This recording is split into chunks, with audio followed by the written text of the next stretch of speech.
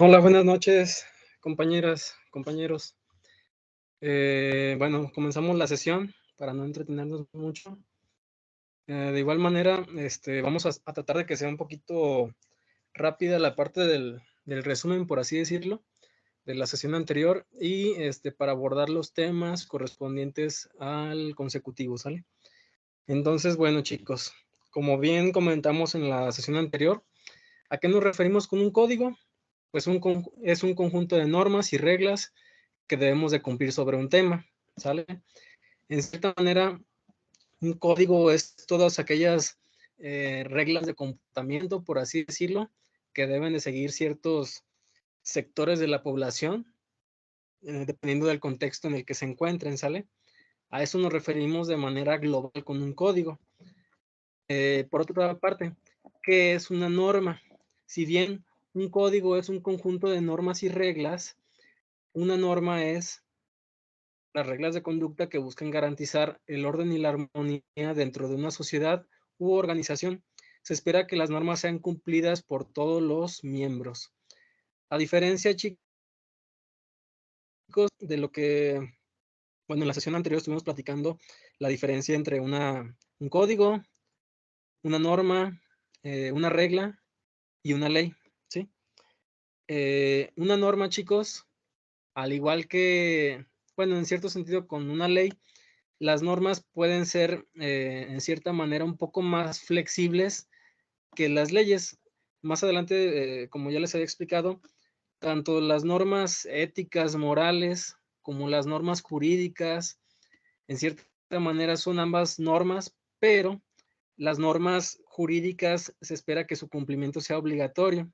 Y como hemos platicado en la clase anterior, el hecho de que tú no conozcas una ley no te exime de su cumplimiento. El caso de las normas éticas, morales, convencionalismos sociales y normas religiosas, de acuerdo a las clasificaciones del derecho, la verdad es que no es tan riguroso, por así decirlo, el cumplimiento.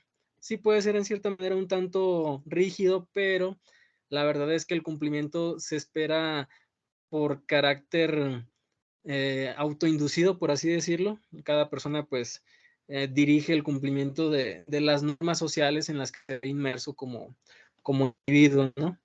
Entonces, bueno, esa es la diferencia entre una norma y una ley. La norma, así de manera general, pues es un poco más flexible, busca más el autocumplimiento sin tener como alguna sanción por su incumplimiento, a diferencia de una ley. Y las reglas, pues en cierta manera, pues sí, también hablan de ciertas conductas que se deben de cumplir, que se deben de seguir dentro de las organizaciones, dentro de las empresas, para que de esta manera, pues, se, se cumplan y en cierta manera el incumplimiento de ellas, pues, señala ciertas sanciones que pudieran ser acreedores, ¿verdad? Entonces, bueno, ya partiendo de la definición de un código, lo que es una norma, ya habíamos hablado en la clase anterior cuáles son los tipos de normas que reconoce el derecho. Las normas jurídicas, en este caso, pues son las leyes, que son reglas de comportamiento que pueden ser obligatorias o no. Y en su sentido estricto, por así decirlo, del estricto sensu, son reglas de comportamiento que imponen deberes o confieren derechos. No me dejarán mentir, así como, por ejemplo, tenemos pues el derecho a la salud, el derecho a la educación y otros tantos derechos que vienen contenidos en la Constitución política, también tenemos ciertas obligaciones, ¿verdad? Como por ejemplo el hecho de que contribuyamos al gasto público por medio del pago de los impuestos, que paguemos nuestras cuotas de seguridad social, lo que nos corresponde a nosotros como empleados, el ISR que nos retienen en las nóminas, entre otras formas de tributación. Pues es para eso, ¿no? Porque de alguna manera el Estado debe de obtener los recursos para que puedan, en cierta manera, reabastecer o redirigirlos, pero ahora en cierta manera por la parte de algún servicio, ¿no? De alguna prestación que el gobierno le otorgue a los contribuyentes, las personas, en este caso físicas o morales, dependiendo de lo que convenga, pero pues de ahí obtiene el recurso, ¿no? Por otra parte, chicos, las normas morales o éticas, ya hemos platicado, de hecho, pues es el mero mole, por así decirlo, de nuestras reuniones, porque lo del Código de Ética de los Contadores Públicos, pues precisamente está guiado en cierta manera por las normas morales o éticas que puedan tener los contadores públicos como profesionistas ya consolidados, ¿sí? ¿Qué son las normas morales o éticas? Pues son aquellas que se caracterizan por ser autónomas, ya que son imperativos normativos creados por la conciencia de cada individuo. Es decir, el hecho de que cada uno de nosotros las cumpla van en base a los valores que cada una de las personas pueda tener de manera personal, ya sea que sea una persona íntegra, que sea honesta, que tenga respeto por las demás personas, que sea un contador completo debe tener una serie de valores que vamos a ir viendo un poquito más adelante en la estructura del código de contadores públicos, ¿sale? Por otra parte, en la clase anterior hay que dar un poquito la duda de cuál era la diferencia entre las normas morales y éticas y los convencionalismos sociales. Si bien las normas morales o éticas están más ligadas como al individuo en particular, es decir, cada uno de nosotros pues establece qué es lo correcto o qué es lo incorrecto en base a nuestro contexto. El tema de los convencionalismos sociales, como bien dice la palabra, el término, habla más como de grupos de sociedades que determinan ciertos comportamientos sean correctos. En este caso, la característica de ser heterónomos. ¿Qué quiere decir eso? Que en cierta manera ellos no son los que se autolegislan a sí mismos, sino más bien en base al criterio, en base a una convención social, a un acuerdo social, se estipula qué es lo correcto o qué es lo incorrecto, ¿sí?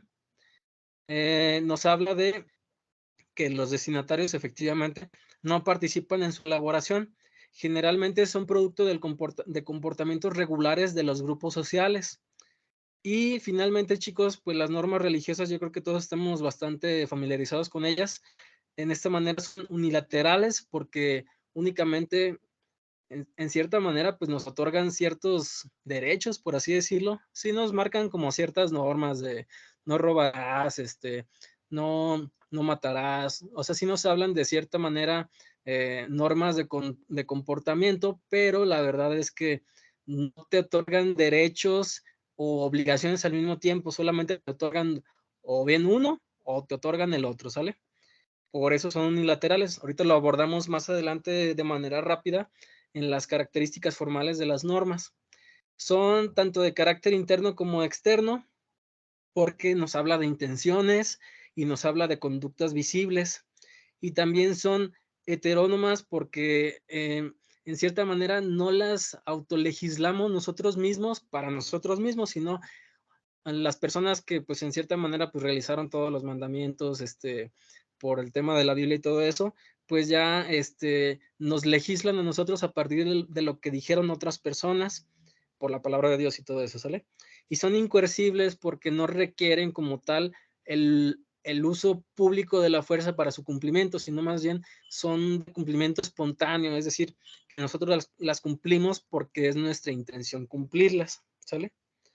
Por otra parte, chicos, bueno, perdón, no sé si queda alguna duda hasta aquí con respecto a lo de la diferencia entre las normas éticas y los convencionalismos sociales.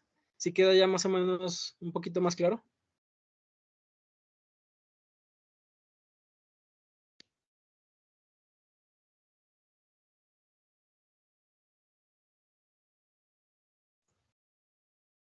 Sí, profe. Ok, bueno, como habíamos platicado en la clase anterior, las normas tienen ciertas características formales. Pueden ser una u otra. En el caso del 1 al 2, 3, 4, 5, 6 y 7 y 8, ¿sale? En ese sentido, partiendo de esa premisa, podemos tener normas que son unilaterales o bilaterales. Las unilaterales son todas aquellas que únicamente te confieren obligaciones o derechos a un sujeto de manera simultánea. Y en cierta manera, no hay nadie autorizado para exigir el cumplimiento de esta norma. Y por otro lado, las bilaterales son aquellas que al mismo tiempo te conceden tanto derechos como obligaciones. Y efectivamente hay alguien autorizado para cumplir las disposiciones de estas normas. Estábamos platicando en la clase anterior cuál era la aplicación de cada una. Por ejemplo, les comentaba, todas las negritas, en este caso la unilateral, aplica para todas aquellas normas, tanto éticas, morales, convencionalismos sociales y normas religiosas, ¿sí? Todas las que están iluminadas en color azul corresponden a normas jurídicas, porque son las leyes te confieren derechos y obligaciones, y las morales solamente te confieren o derechos o obligaciones, ¿sale? Por eso en este caso, de acuerdo aquí a las diapositivas, todas las negritas son normas morales y las azules corresponden a normas jurídicas, ¿sale? Entonces, bueno, chicos, partimos de lo siguiente. Las normas también pueden tener características de interioridad o de exterioridad. Muy bien. Las interiores son cuando regulan la intención que tiene un ente de cumplir una norma, ¿sale? Nos habla de una intención que todavía no ha sido materializada con una acción, ¿sale? Por eso nos habla de interioridad. Ya lo correspondiente a exterioridad es cuando a partir de esa intención ya se hace una conducta visible, es decir, ya lleva a cabo una acción y por lo tanto ahora se vuelve exterior.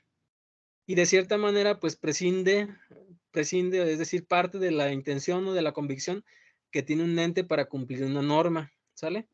De igual manera, todas las normas morales, éticas, convencionalismos sociales y normas religiosas corresponden a una característica formal de la norma de interioridad, y únicamente las normas jurídicas hablan ya de exterioridad, porque en cierta manera sí parece lógico, ya que pues, por ejemplo, en el caso de normas jurídicas de carácter penal, por ejemplo, pues no te van a juzgar por el tema de haber tenido una intención sin haber realizado alguna acción en perjuicio de otra persona, ¿verdad?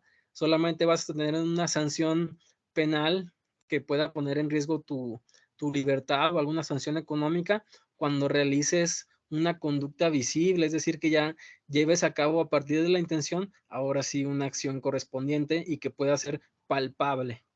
Entonces, por eso son exteriores las normas jurídicas, y partiendo de lo siguiente, chicos, pueden ser tanto incoercibles o coercibles. ¿A qué nos referimos con eso? Que las incoercibles, chicos, el cumplimiento es voluntario y espontáneo. ¿Qué quiere decir eso? Pues que no necesitamos que un tercero nos exija el cumplimiento de dicha norma. Y son coercibles cuando no podemos, no es nuestra intención cumplir con la norma en primera instancia, y por lo tanto hay una tercera persona, en este caso puede ser el gobierno, que ejerza la fuerza pública para comprometernos a realizar el cumplimiento de una disposición de cualquier carácter, ¿sale? En cierta manera, pues sí, parece lógico, porque hablamos de que las negritas son normas morales, éticas, convencionalismos sociales y normas religiosas. En realidad, pues la verdad es que no necesitamos de un tercero para actuar de manera ética, porque pues tenemos nuestros valores, o moral en base a nuestro contexto social, o a los convencionalismos sociales también en cierta manera por el mismo caudal. Y en las normas religiosas, pues evidentemente no necesitamos que alguien más nos diga que esté mal para realizarlo. Lo hacemos por cumplimiento propio, en cierta manera, espontaneidad, ¿sale? Y en la parte coercible, pues muchas veces el gobierno pues nos obliga en cierta manera a cumplir con las disposiciones que establezca en diversas materias del derecho, para hacer el cumplimiento cabal de las obligaciones que tenemos como contribuyentes, como civiles, como entes mercantiles, diversos, ¿no? Entonces, pues el gobierno es la única fuerza pública que puede ejercer sobre nosotros esa exigibilidad del cumplimiento de las disposiciones, ¿sale? Por otra parte, chicos, nos habla de características de autonomía y de heteronomía. Las autónomas, chicos, como bien comenta la misma palabra, nos habla de que nosotros mismos creamos órdenes, imperativos, ocasionados por nuestra propia conciencia, ¿sí? Nos habla de una autolegislación ética, es decir, yo mismo digo qué es lo que está bien o qué es lo que está mal. Por otro lado, las heterónomas son aquellas que no por voluntad propia, sino por una voluntad impuesta de un tercero, en este caso, pues las leyes, el gobierno nos obliga en cierta manera a cumplir con las disposiciones y renunciamos en cierta manera pues a la facultad de autodeterminación normativa, es decir, que pues estamos sujetos a lo que nos digan las disposiciones legales, por ejemplo, la ley del ISR, la ley del IVA, Código Civil Federal, entre otras disposiciones. Nosotros nos legislan, bueno, nos legislan en base a esas leyes, por lo tanto, en cierta manera, todas las leyes, todas las normas jurídicas son de carácter heterónomo y todas las normas morales, éticas, convencionalismos sociales o normas religiosas son autónomas, ¿sale? ¿Sí queda más o menos claro hasta ahí? De todos modos, esto ya lo habíamos platicado en la clase anterior, es como un repaso así medio rapidillo.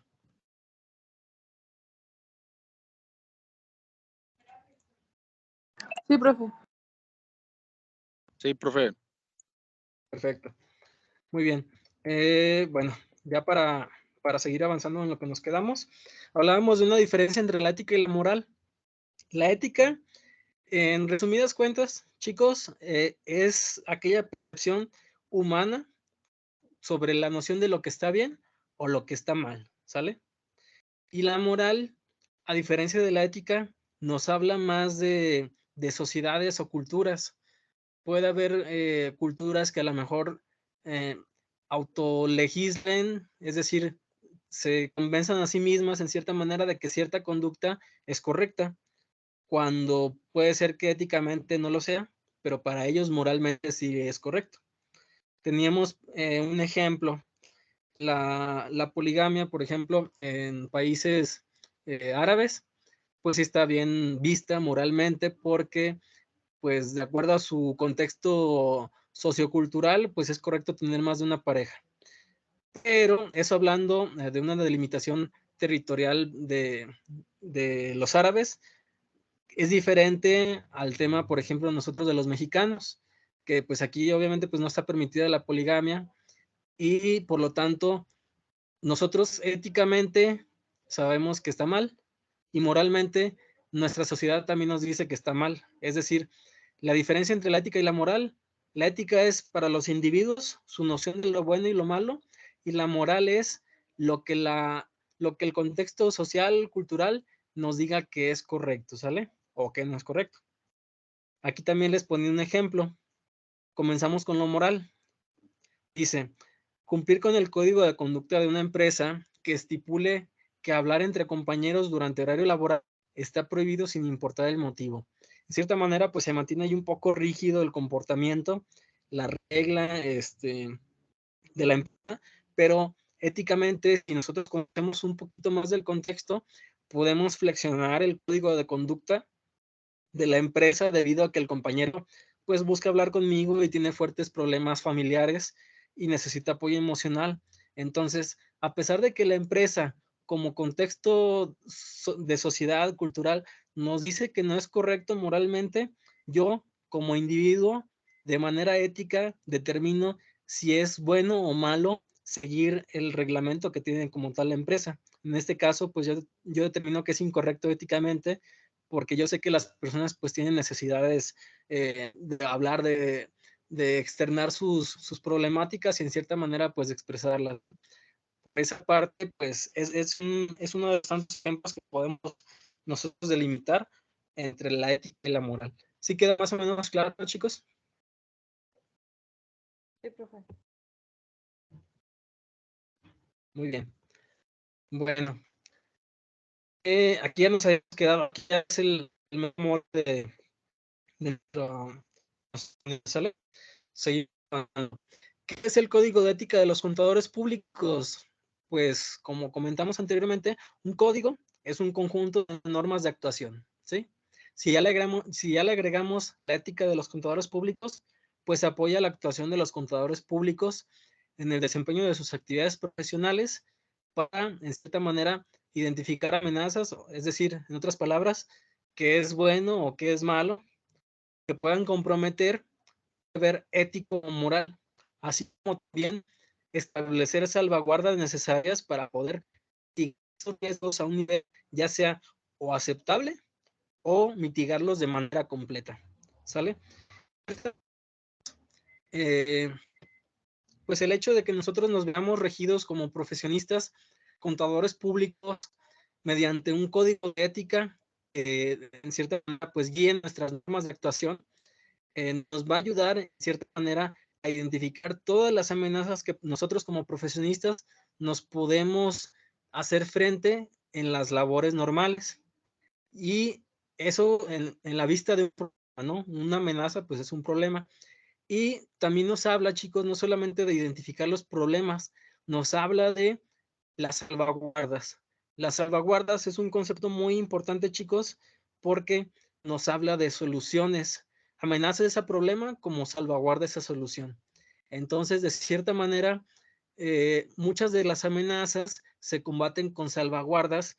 Esas salvaguardas pueden ir desde un nivel a disminuir las amenazas hasta un nivel aceptable, es decir, que, bueno, pues, en cierta, pues ya lo reduje de manera mayoritaria, por lo tanto, pues puedo dejar pasar cierto grado de amenaza, ¿no? O bien puede darle solución a las amenazas de manera completa. Por eso nos habla de niveles. ¿Sí queda más o menos claro?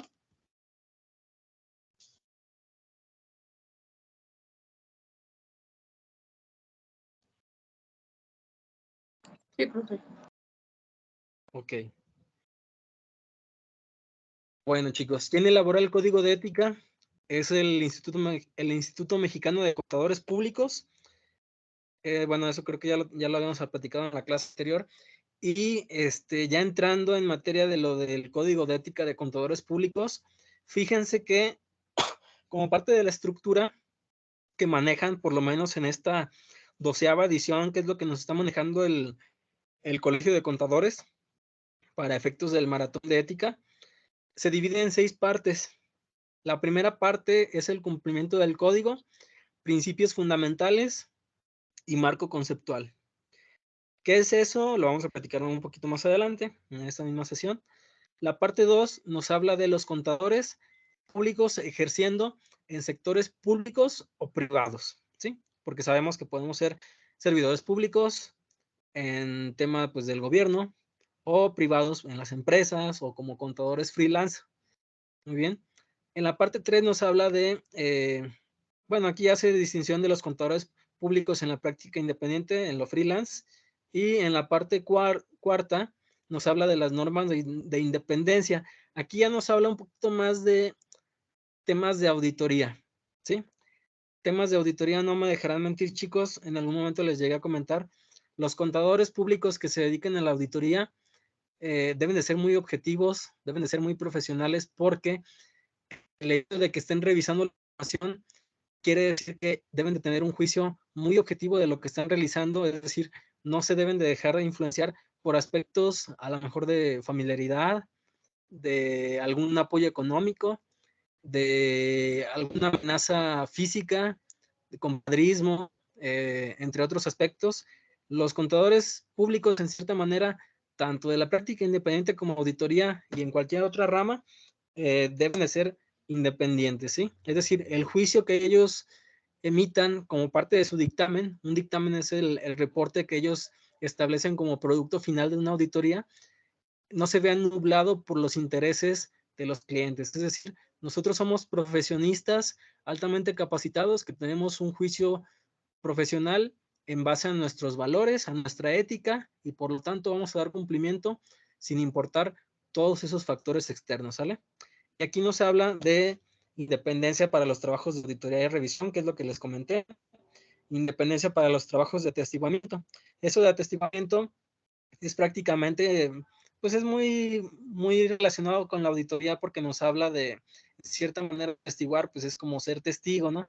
Ser testigo de que se estén realizando las buenas prácticas de las empresas, que se cumplan con las disposiciones de diversos tipos, sean fiscales, en el tema de los impuestos, ISR, IVA, IEPS, impuesto estatal sobre nóminas, impuesto, bueno, cuotas al seguro social, también hay dictámenes en este carácter, entre otros, ¿no? Y ya casi para finalizar, en la parte número 5 nos habla de los contadores públicos en la docencia.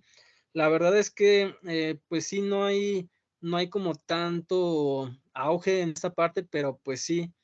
Bueno, yo sí lo veo porque soy maestro, ¿verdad? Pero en cierta manera no es tan frecuente.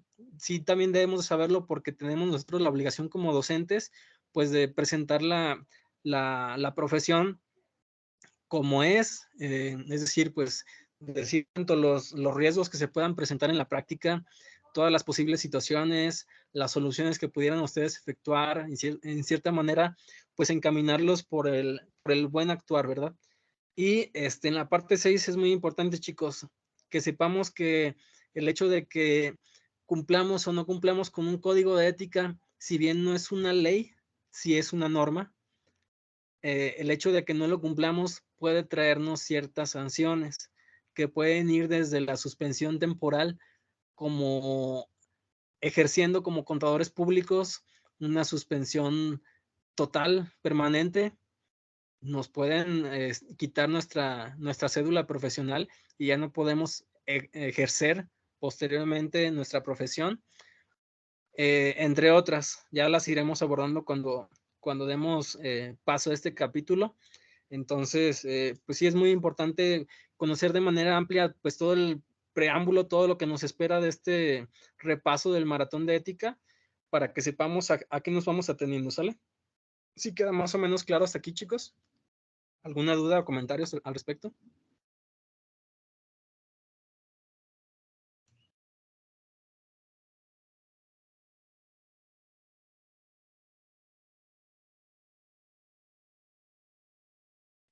¿Todo bien? ¿Todo claro?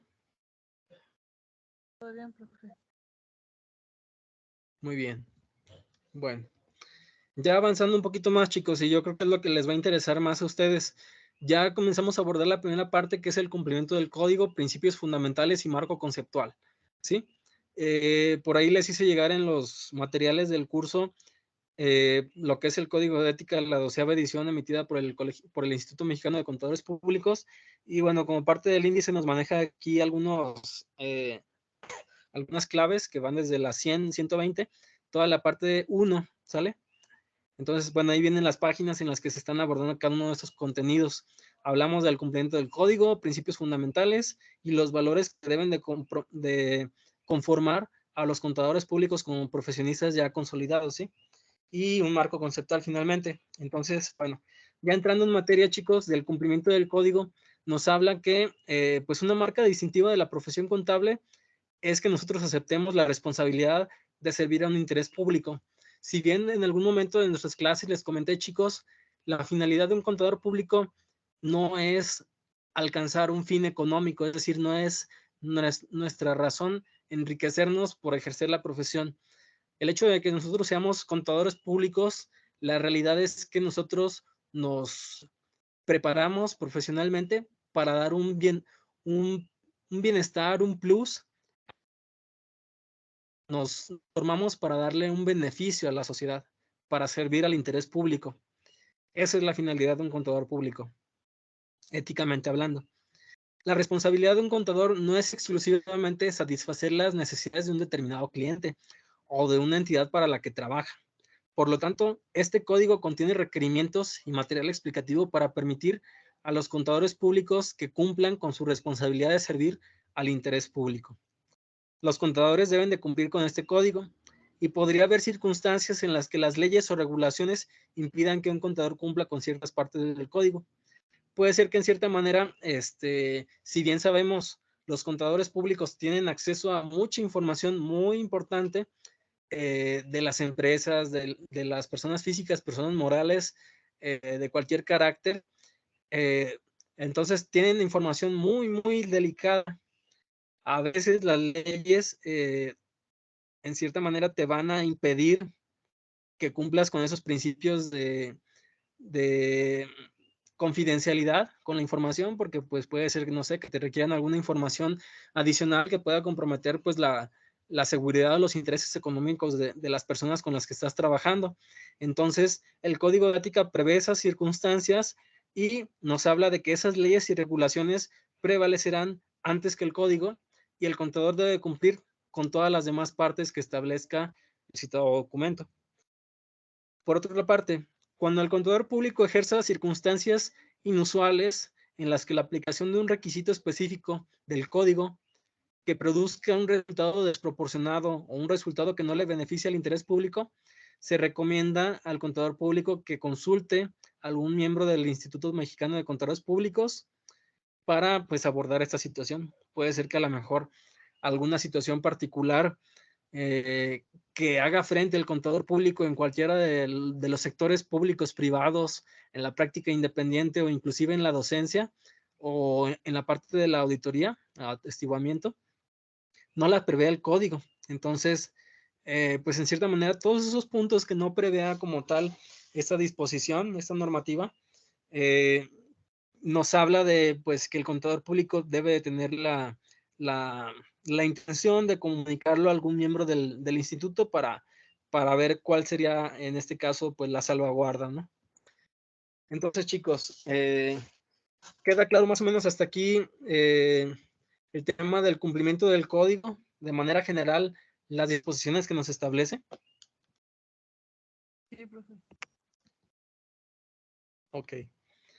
Para ir avanzando un poquito más rápido y darle prisa a esto, fíjense que los contadores públicos, en cierta manera, el Código de Ética nos prevé que deben de tener ciertos valores arraigados a su persona.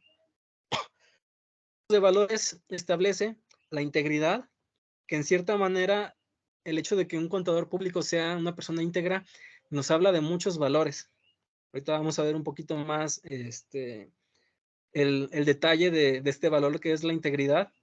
También debe de ser una persona objetiva, es decir, que su juicio no se vea nublado o por intereses económicos, por familiaridad, por amenazas de índole física, otros tipos. Debe de ser una persona objetiva, que su juicio sea objetivo. Por otra parte, nos habla de diligencia y competencia profesional, que siempre el contador público sea una persona capacitada, que busque la continua búsqueda de conocimiento para que sea una persona que esté actualizada, que ejerza la profesión y no haga quedar en cierta manera mal al gremio que conformamos todos como contadores públicos, ¿sí? Que cuidemos a la profesión como tal. Nos habla de confidencialidad, porque como bien sí les comenté, los contadores públicos tenemos acceso a mucha información muy confidencial, muy delicada. Por ejemplo, en el caso de los proveedores, sabemos a qué personas le compran nuestros clientes, a qué personas les venden en los clientes, con quienes tienen préstamos, las tasas de los préstamos, a qué plazos, cuánto dinero tienen en las cuentas, qué bienes tienen las empresas, las personas físicas. En cierta manera, todo eso se puede prestar a muchas malas prácticas, como no tienen una idea, extorsiones, secuestros, lo que ustedes quieran, se puede prestar a muchas malas prácticas. Entonces, un contador público, al igual que muchas otras profesiones, como por ejemplo lo son los abogados, deben de tener un valor muy importante que es la confidencialidad, ¿sale? Y también, en cierta manera, pues un comportamiento profesional. Ahorita vamos a ver un poquito más adelante a qué nos referimos con eso. ¿Alguna duda hasta aquí, chicos? ¿Algún comentario?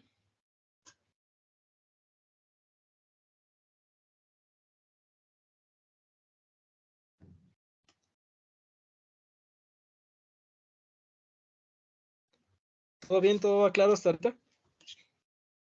Todo bien, profe. Muy bien. Seguimos avanzando. Como bien les comenté, chicos, el hecho de que un contador público sea una persona íntegra nos habla de muchos valores, ¿sí? El contador debe de perseguir la lealtad, la veracidad, la honradez en todos los aspectos de su desarrollo profesional y en materia de negocios. Nos habla pues de bondad, de rectitud, de solidaridad, de convivencia, de templanza, de compromiso, servicio, disciplina, gratitud, pasión, excelencia, humildad, autoestima, creatividad, generosidad y muy importante el respeto. y la responsabilidad, puntualidad, perdón, amor, integridad. Son muchísimos valores que componen la integridad y en cierta manera se espera de manera positiva que el contador público tenga toda esta amalgama de valores que puedan asegurar que su práctica profesional se ejerza de una manera positiva, ¿sí? Por otra parte, ¿qué nos habla de un contador público que sea objetivo? Como bien les comenté, no se debe de comprometer los juicios profesionales o de negocios debido a perjuicios, conflictos de interés o influencia indebida de terceros. Puede ser que, por ejemplo, pues un contador público, de cierta manera, de mala forma, pueda tener algún conflicto de interés. Por ejemplo, pues que esté ejerciendo con un cliente y ese cliente tenga un proveedor y el contador público sea contador tanto del cliente como del proveedor. Entonces, en cierta manera, pues él va a buscar el beneficio, que él busque el beneficio de quien le convenga más, pues ahí ya puede entrar en un conflicto de interés. O, por ejemplo, si el contador público está trabajando como juez y parte, por ejemplo, en gobierno y aparte también con clientes, pues puede ser que en algún momento le llegue una auditoría como servidor público en gobierno de un cliente que él lleva por aparte y en cierta manera, pues para no perjudicarlo, para no conflictuar su interés económico con ese cliente, pues le va a emitir un juicio muy por debajo de lo que debería de haber sido la determinación por temas de revisión, ¿verdad? Entonces, pues en cierta manera nos habla de que un contador público debe ser objetivo y pues dejar de lado los prejuicios, los conflictos de interés o cualquier otra influencia que ejerzan terceros. Entonces, pasando a la diligencia y competencia profesional, el contador público, como bien les comenté, pues debe de mantener a cierto nivel su conocimiento, sus habilidades profesionales, hasta el nivel que sea necesario para asegurar que tanto a los clientes como a las entidades para las que te puede trabajar, pues reciban servicios profesionales que sean competentes, que estén en cierta manera pues a la vanguardia, actualizados, basados en las normas éticas y profesionales actuales y las legislaciones aplicables, porque si bien conocemos, pues cada año se hacen reformas en las leyes, se derogan artículos, se abrogan artículos, se adicionan otros, siempre es un dinamismo muy importante en todo esto de la legislación, pues fiscal, en su caso, pues civil, mercantil, que es como lo que más nos compete a nosotros como contadores públicos, pero pues sí, también sabemos que pues está también la parte penal, alguna otra rama del derecho, que pues todas están en estricto dinamismo, entonces pues como contadores públicos, el deber ser es que nosotros tengamos las habilidades y conocimientos suficientes y competentes para pues estar actualizados y ofrecer en cierta manera los servicios de la mejor manera a nuestros clientes o a nuestros empleadores para pues poner en alto a la profesión, ¿sale? ¿De qué nos habla la confidencialidad? Como bien les comenté en un inicio, nos habla de toda aquella información adquirida como resultado de las relaciones profesionales y de negocios y por lo tanto el hecho de que no revelemos esta información de terceros sin la autorización apropiada o específica, a menos de que hayan hecho una obligación legal, profesional de hacerlo, ni de utilizar la información para provecho personal o de terceros. Era lo que les comentaba. A veces el código sí nos establece, que seamos confidenciales con la información de los clientes, pero nosotros como profesionistas, al ser contadores públicos objetivos, si las autoridades nos confieren la responsabilidad de decir bajo protesta, de decir verdad, que las cifras que nosotros presentamos, ya sea en los estados financieros, en las determinaciones fiscales, es verídica, es correcta, es real, es nuestra obligación como contador público establecer lo que es correcto. Sin embargo, puede ser que cause cierta molestia pues con los clientes porque pues a lo mejor están escondiendo algún aspecto de sus cifras, ¿verdad? A lo mejor en vez de utilidad tenían una pérdida, pero ellos tenían la necesidad de pedir algún préstamo o con una institución bancaria o algún otro tema. Entonces, pues ahí ya entra como nosotros en nuestros valores como profesionistas, como contadores públicos, la confidencialidad, a menos de que nos requieran la obligación de una autoridad. Y pues no debemos de utilizar la información de nuestros clientes o proveedores en beneficio personal para sacar un provecho personal o de terceras personas, porque sabemos que la información es muy, muy íntima de las empresas, ¿sale?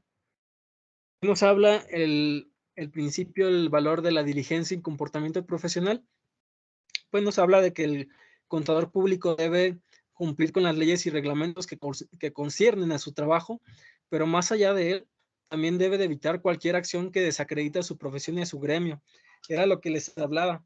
El hecho de que un contador público ya en la práctica profesional no tenga este tipo de valores que hemos estado abordando a lo largo de la sesión, pues puede influir que en cierta manera se manche, se denigre un tanto a la profesión, porque si bien pues no todos los contadores tienen la culpa, puede ser que ese cliente en cierta manera se esparza su opinión de manera general a todos los contadores y ya no los van a ver de la misma manera, ¿verdad?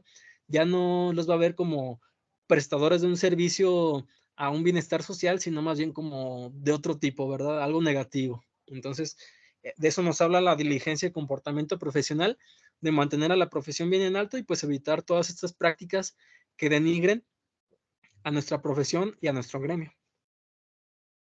Entonces, chicos, ¿alguna duda hasta aquí? ¿Sí va más o menos abordado todo?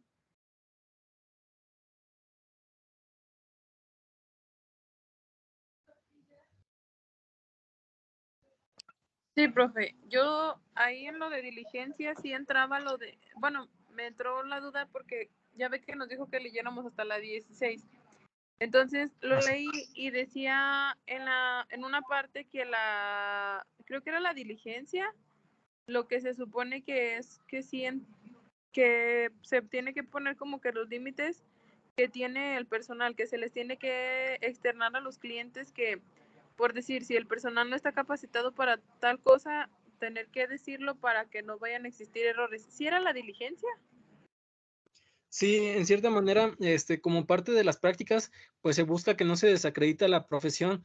Entonces, pues sí, como bien comentas, compañera, en cierta manera, ya en el hecho de que estemos frente a clientes, pues sabemos que hay diferentes niveles jerárquicos en las empresas. Los hay, por ejemplo, los auxiliares, ya los contadores de staff, auditores, supervisores, gerentes, entre otros.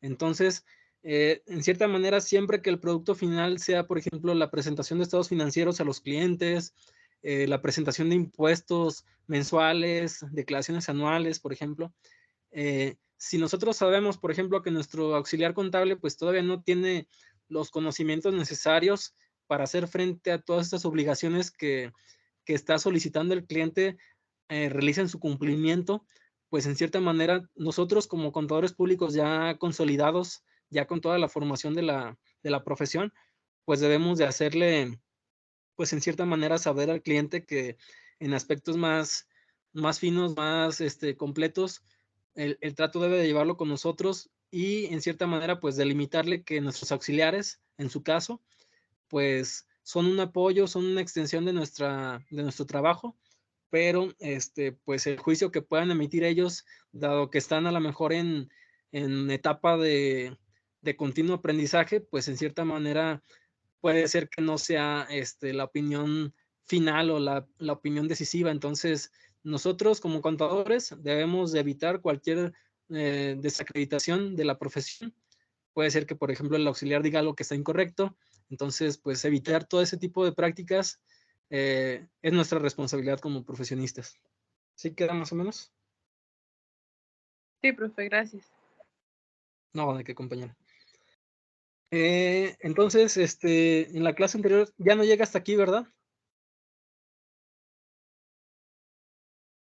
Las No, amenazas que pueden... no, eso fue de tarea. Tienen razón. Les comenté que trajeran como algunos ejemplos de amenazas que pudieran presentarse a los contadores públicos, pues en su ejercicio de la práctica independiente, público, privado, lo que ustedes quisieran. Entonces, bueno, Ahorita vamos a abordar cada uno de los puntos. ¿Quieren alguno de ustedes, chicos, leer los ejemplos que trajeron para ir identificando cada uno de esos puntos?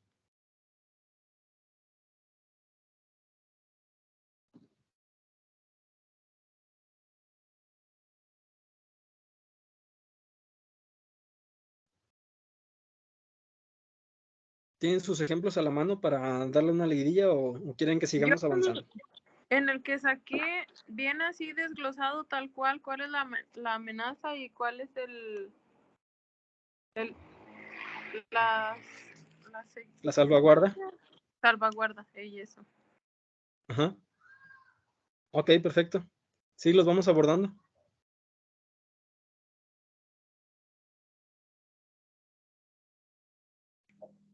Profe, yo no los tengo aquí a la mano.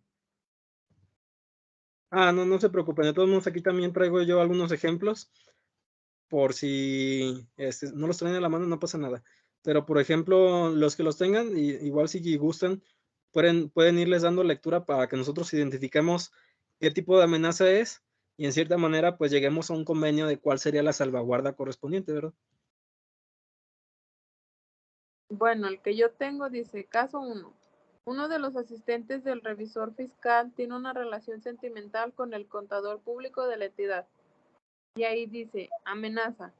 En este caso se presentan amenazas de interés propio de familiaridad, debido a que la cercanía del asistente con el contador de su cliente puede afectar la objetividad con la que el revisor fiscal realiza su trabajo. Salvaguarda. Una posible salvaguarda puede consistir en apartar a este asistente del cargo y delegar sus funciones a otro. Y tengo otros 2 casos más y traen así también la amenaza y la salvaguarda. Sí, me parece muy bien. Vamos abordando de uno por uno. Por ejemplo, comentaba que pues ahí existe un tema de interés personal, pero más que un interés personal, yo creo que sí, bueno, sí, también en cierta manera es que está como un poquito ambiguo esto. También existe ahí una amenaza de familiaridad.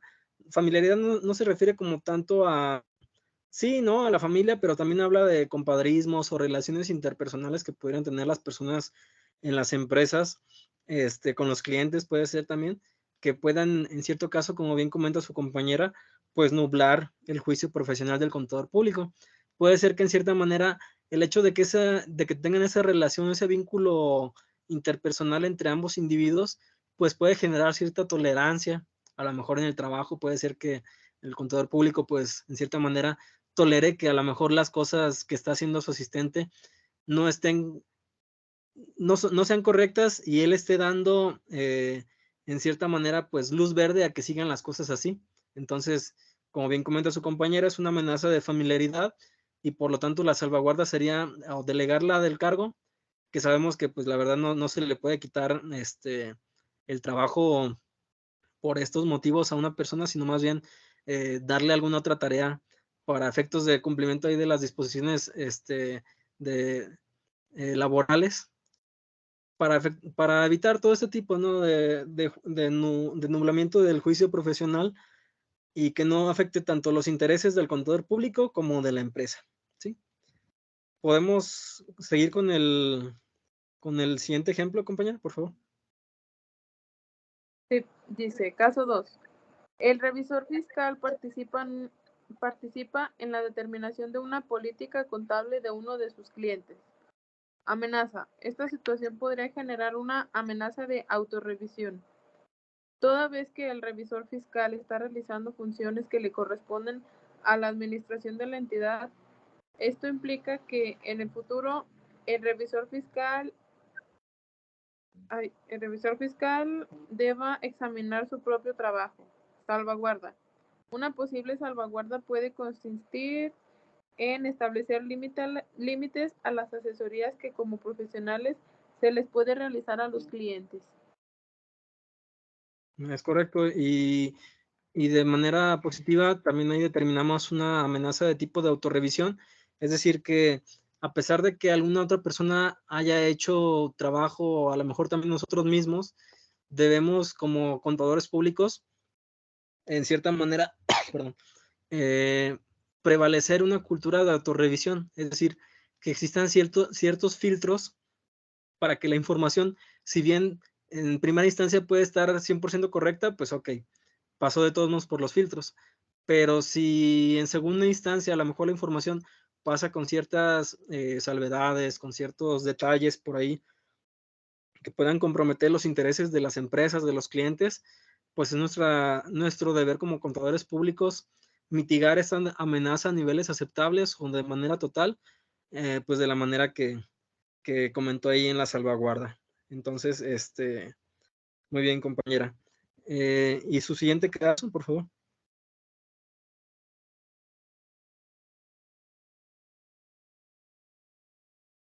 Sí, profe. Dice, caso 3. Una firma se dedica a prestar servicios de outsourcing. ¿Qué es eso para empezar? Ok, el outsourcing es cuando haces uso de servicios externos, por así decirlo. Digamos que estamos en una empresa que tiene, digamos, por ejemplo, la empresa es Marelli.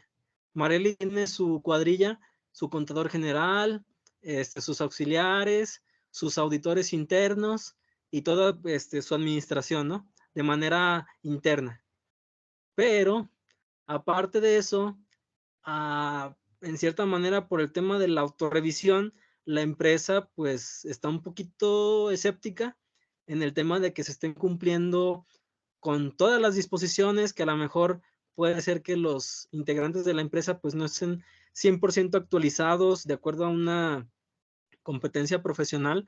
Entonces busca el apoyo, el asesoramiento o el uso del servicio de alguna prestadora de servicios externa, por ejemplo, un despacho de contadores, que pueden ser también auditores en este caso, para que le apoye y que revise el trabajo que hicieron anteriormente pues los miembros de la empresa. Por ejemplo, si el contador público, ayudado de sus auxiliares internos en la empresa, hicieron, por ejemplo, una determinación de impuestos, antes de presentar la declaración, le mandan toda la información necesaria al despacho de contadores de auditores para que estos determinen en base al análisis de la información y sus cruces, todo su proceso de cédulas de determinaciones para dar o bien luz verde o emitir pues en cierta manera y comunicar aquellas salvedades que pueden tener pues los procedimientos que realizan las empresas como tal.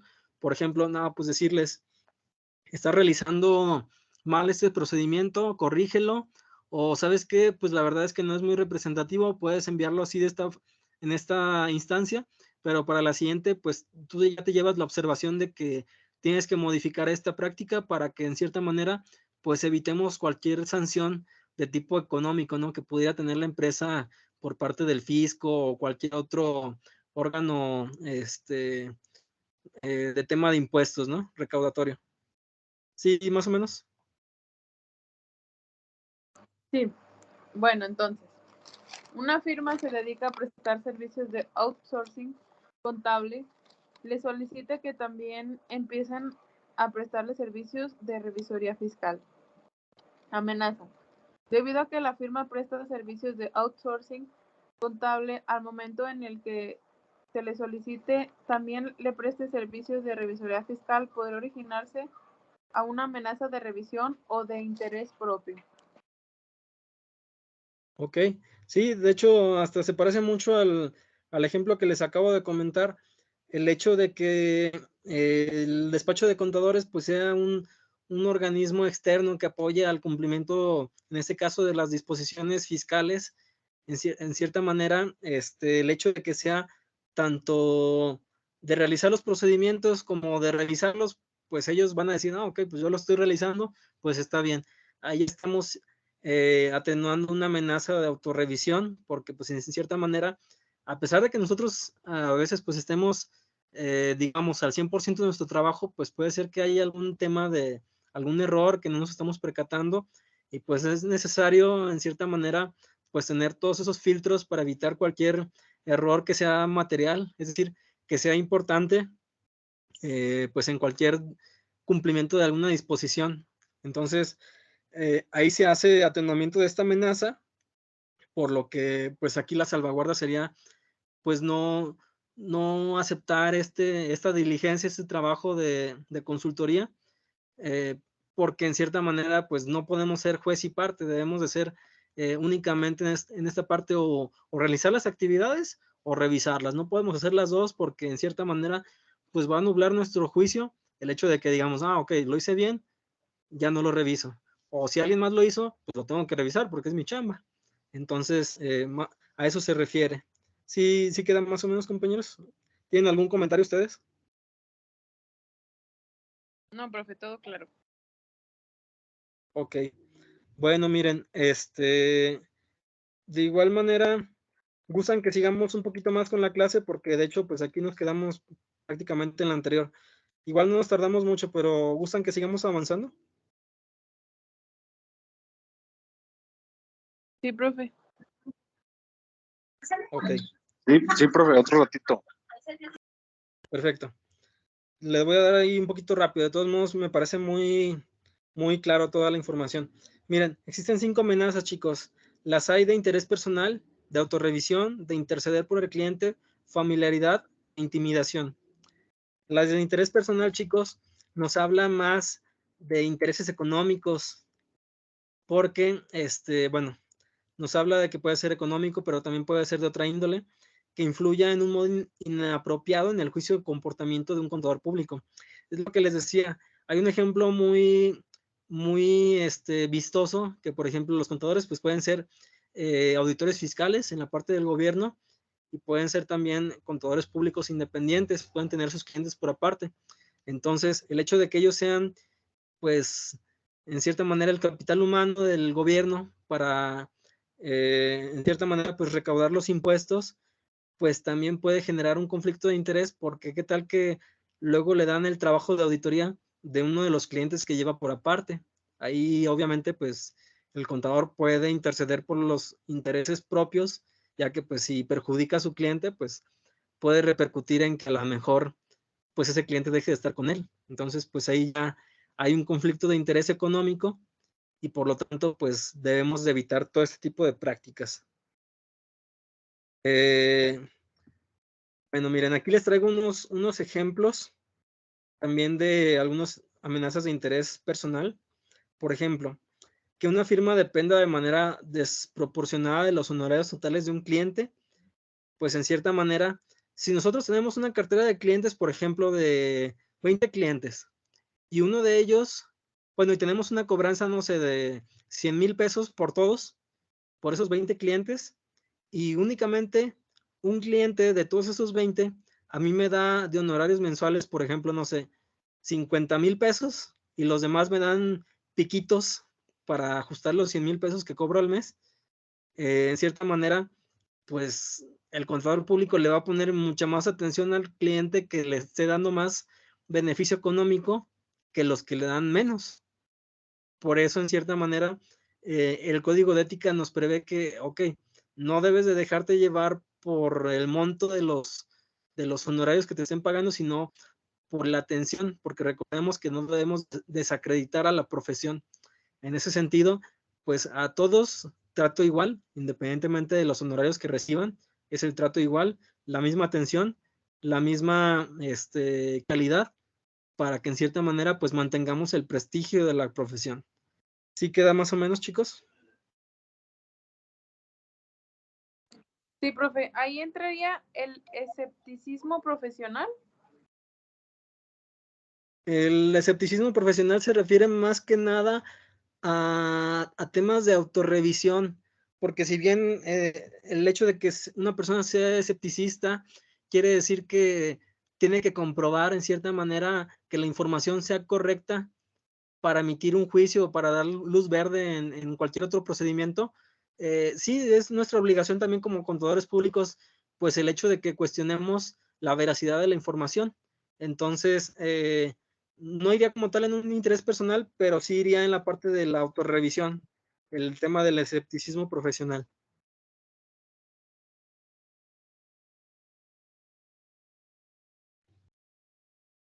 ¿Sí, compañera? Bueno, profe. Ok. Otro ejemplo de la amenaza de interés personal, chicos, si quieren ya casi para terminar, Que una firma se preocupe por la posibilidad de perder un cliente importante, pues en cierta manera pues también va encaminada a la parte de los honorarios, ¿verdad? En base a lo que el contador reciba de algún cliente, pues a lo mejor le pudiera dar alguna atención prioritaria al cliente que sea más importante, pero pues como comentamos, cada uno pues debe tener un trato igual, así sea chiquito, grande, mediano, un trato igual, la misma calidad, el mismo, la misma atención, y en esta manera pues para cuidar el prestigio de la profesión. Y ya nada más, si quieren, les explico así de manera general los demás ejemplos, chicos. El tema de la amenaza de autorrevisión. Si quieren, en la siguiente clase vemos los demás ejemplos. Se refiere, pues, el tema del escepticismo, lo que platicamos. La amenaza existente de que el contador público no evalúe adecuadamente los resultados de un juicio previamente hecho, es decir, una persona, algún otro contador público, administrador, ya hizo un procedimiento, entonces es nuestra obligación revisar que esté correcto. O una actividad desarrollada por él mismo, también debemos de autorrevisarnos o que alguien más nos revise por alguna otra persona dentro de una firma o entidad para la que trabaja, en los que se basará cuando forme un juicio como parte de la realización de una actividad actual. Es decir, que no debemos de dejar de pasar una información porque digamos, ya la hizo. Yo creo que está bien. Aquí como contadores públicos éticos, profesionales, nosotros debemos de tener el juicio profesional de autorrevisarnos y revisar la información que nos llega a nosotros, comprobar toda la procedencia de la información, que todo sea verídico, que no haya ahí algún tema de negligencia o algo por el estilo, para que en cierta manera pues cuidemos el prestigio de nuestra profesión y nuestra reputación también como contadores públicos de manera individualizada, ¿verdad? El ejemplo lo vemos en la siguiente clase. Y otra amenaza de interceder por el cliente, chicos. O bueno, ¿quieren que hagamos el ejemplo rápido? Igual ya para chutarnos todos los ejemplos y las definiciones. Yo creo que me tardo a lo mucho unos 10 minutos.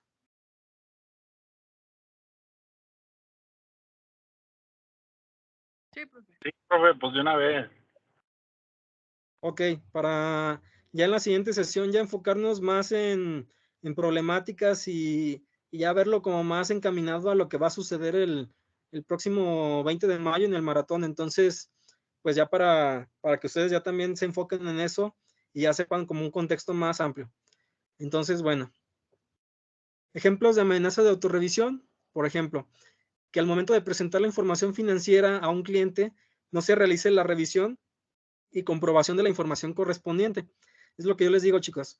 Cuando nosotros ya vayamos con un cliente, ya la información tiene que estar correcta. No le vas a presentar información a medias, no le vas a presentar información que no sea verídica, porque le estás presentando ya al cliente, a la persona que te está contratando por tus servicios, le estás presentando información que debe estar completa, verídica, que represente fielmente las cifras y la sustancia económica que tiene la empresa, es decir, todo aquel marco que represente fielmente las operaciones de una entidad, es decir, pues que prácticamente la información vaya al 100, ¿sale? Esa puede ser una amenaza, que tú te presentes con la información, pues en cierta manera, pues falseada, incompleta. Tú como contador público debes de ir ya con la información al 100 cuando vayas con un cliente. Punto número 2, que una firma emita un informe de aseguramiento sobre la efectividad de la operación de sistemas financieros después de diseñar o implementar sistemas. Aquí nos habla de hacer algún reporte después de haber implementado alguna acción. ¿Cómo vas a hacer un reporte sin primero haber evaluado lo que tiene como alcance? Es decir, ¿cómo voy a hacer algún procedimiento si todavía no sé si va a funcionar bien?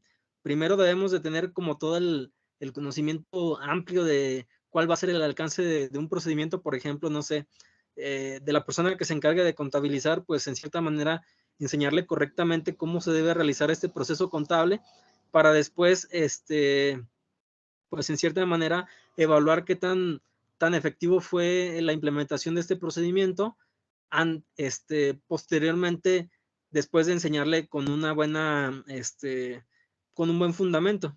No sé si me doy a entender, chicos. Sí, profe. Ok. Bueno, ya para seguir avanzando, la amenaza de interceder por el cliente, yo creo que queda bastante claro. Aquí, pues a veces el contador público puede promover los intereses del cliente por encima de su juicio profesional, hasta tal punto que su objetividad se vea comprometida. Entonces, pues en cierta manera, pues es hacer como, en términos coloquiales, luego diríamos hacerle como la balona al cliente, nublando nuestra objetividad, es decir, haciéndonos de los ojos chiquitos, con temas que, pues la verdad es que pudieron haber ido por otro caudal en base a nuestro juicio profesional, pero no fue así. Entonces, algunos ejemplos son que la firma promueva las acciones u otros instrumentos financieros emitidos por un cliente de auditoría. Pues, por ejemplo, si tengamos algún tema de algún cliente que ofrezca servicios financieros, por ejemplo, préstamos con intereses, portafolios de inversión, tema de compra y venta de acciones, de divisas, de otros aspectos financieros. Si nosotros los promovemos, pues en cierta manera, pues vamos a nublar nuestra objetividad profesional porque en cierta manera, pues estamos intercediendo por el cliente, es decir, estamos apoyando a su bienestar económico, pero esa no es nuestra tarea. Nuestra tarea es prestar los servicios de manera íntegra, responsable, confidencial a los clientes. Entonces, no, en cierta manera, nuestro juicio no se debe de ver nublado por el tema de interceder por un cliente. En el punto número 2, que el cliente solicite al contador público que declare datos distintos a los reales para obtener un préstamo bancario. Chicos, esto lo vamos a ver mucho en la práctica profesional y la verdad es que es muchísimo más usual de lo que ustedes creen.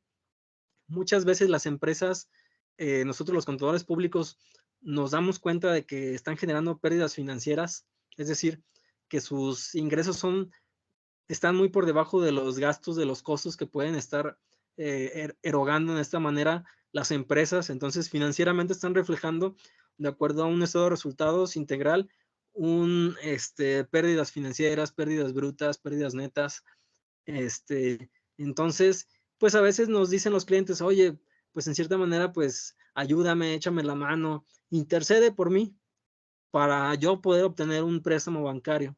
Entonces, pues, cuando tú vas como contador público a emitir los estados financieros, el hecho de que tú intercedas por tu cliente para que él obtenga un beneficio económico, producto de un préstamo bancario, pues en cierta manera, ¿a quién va a perjudicar? Pues al banco, porque en cierta manera, si la empresa está reflejando pérdidas, pues ¿cómo le va a pagar al banco si no va a obtener un recurso como tal, si sigue generando pérdidas? Entonces, al banco siempre le va a interesar que sean empresas sanas, que tengan buena liquidez, que tengan solvencia, que puedan hacer frente a sus obligaciones, su capacidad económica. Entonces, si falseamos nosotros la información como contadores públicos, estamos cayendo ahí en una amenaza de interceder por el cliente, es decir, pues en cierta manera le estamos apoyando para conseguir su fin de financiamiento económico, perjudicando a una institución bancaria que a lo mejor puede ser que finalmente el cliente pues no le pague porque no está generando los recursos suficientes para hacer frente al pago de este préstamo que pudiera tener con el banco. ¿Sí queda más o menos claro, chicos?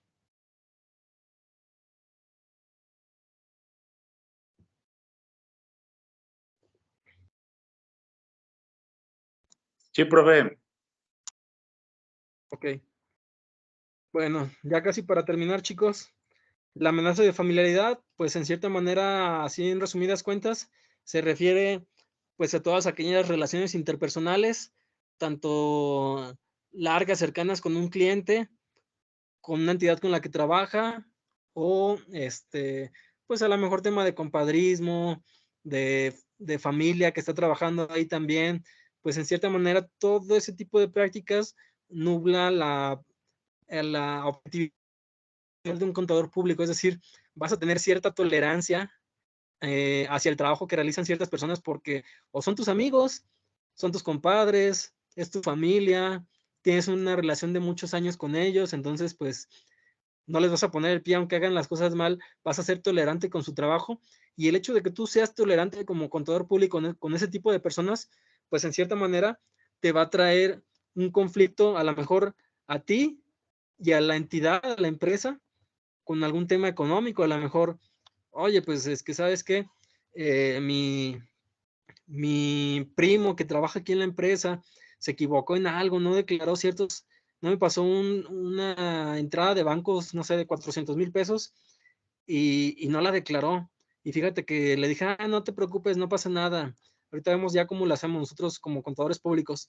El hecho de que nosotros caigamos en ese tipo de amenazas, pues no solamente nos va a perjudicar a nosotros, también nos va a perjudicar a terceros con el cumplimiento de las disposiciones, en este caso fiscales, por no declarar ingresos, la omisión.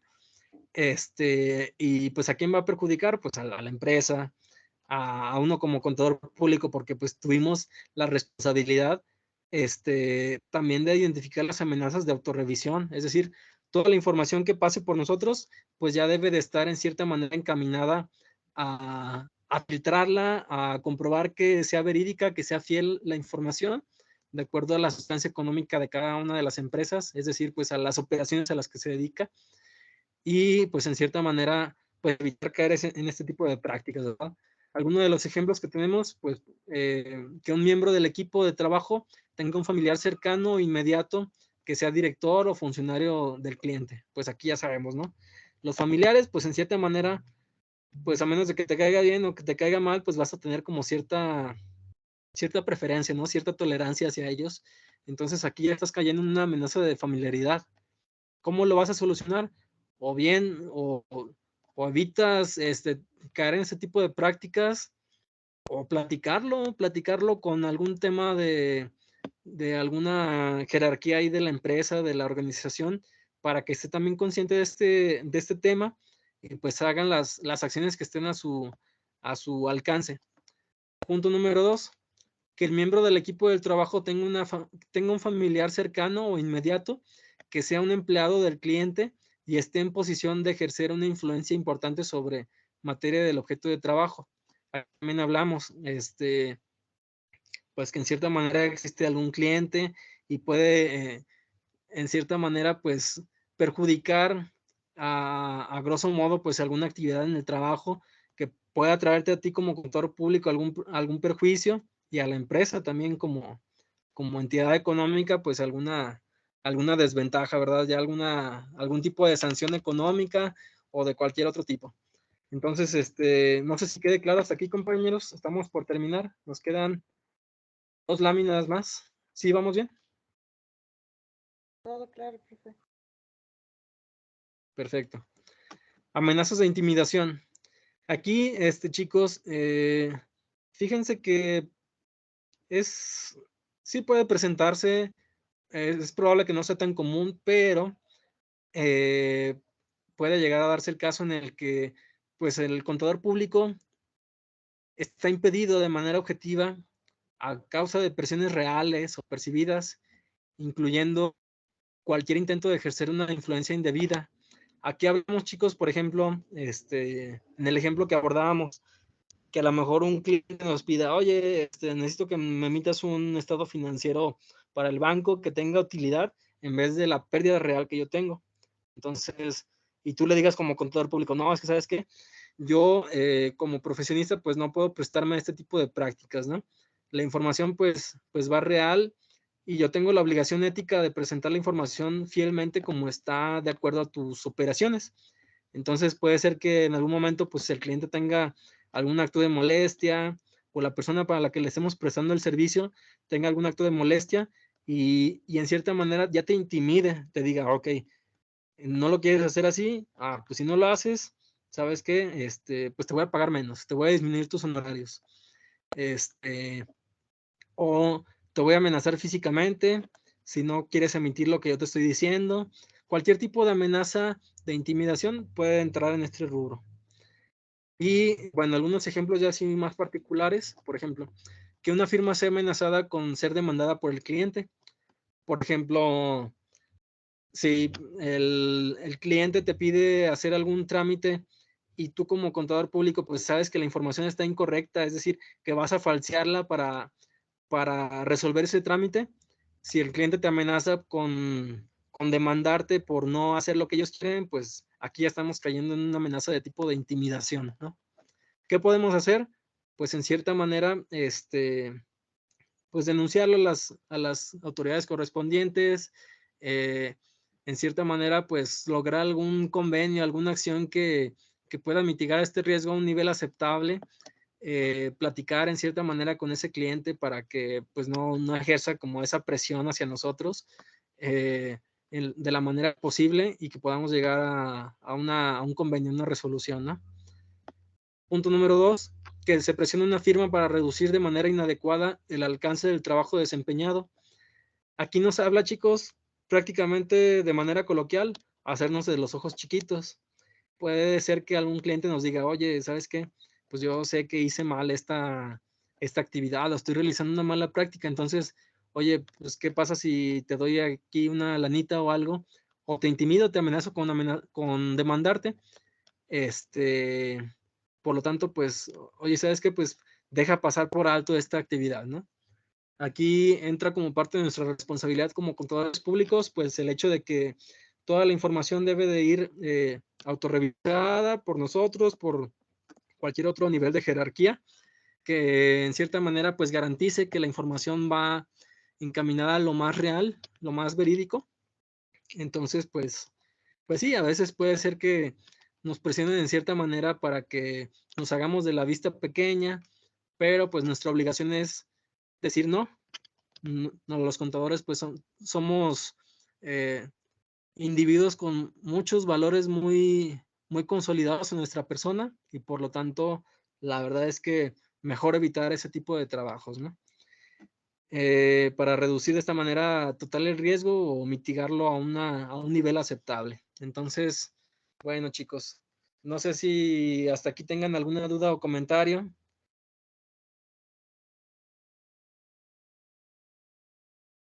No, todo bien, profe. Ok, entonces, pues hasta aquí llegaré a la sesión de hoy, chicos. Para la siguiente estaríamos hablando de evaluación de riesgos de diferentes niveles, el uso de las salvaguardas y en cierta manera, ya volviendo a la parte del índice, chicos, miren, ya hablábamos, aquí ya estaríamos abordando la primera parte. Me gustaría, chicos, que para la siguiente clase, no tengo claro todavía las páginas que corresponden a la parte número 2. Ahí viene en el índice de todos modos de la 12ª edición del Código de Ética. Abordar, por favor, chicos, el tema de los contadores públicos en los sectores privados y público, ¿sale? Así nomás una leída rápida, de todos modos, pues cualquier duda que ustedes tengan con respecto a alguno de los temas que plasmen ahí, luego de repente se pone un poquito técnico por ahí, no se preocupen, anótenlas, las platicamos en la siguiente clase para ir abordando todo esto.